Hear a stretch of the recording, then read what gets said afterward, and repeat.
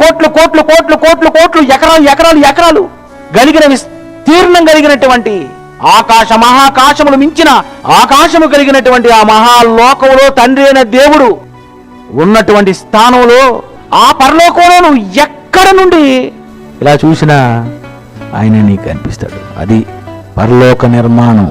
పరలోకం అసలు కన్స్ట్రక్షన్ తెలియదు.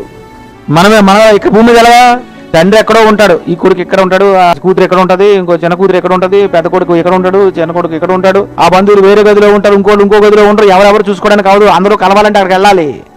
స్వర్గం అలా లేదు, ఆయన కన్స్ట్రక్షన్ అలా లేదు. ఎల్లప్పుడూ ఆయన ముఖ దర్శనము చూసేటట్లుగా ఆయన కన్స్ట్రక్షన్ చేశాడు. అది పరలోకం అంటే.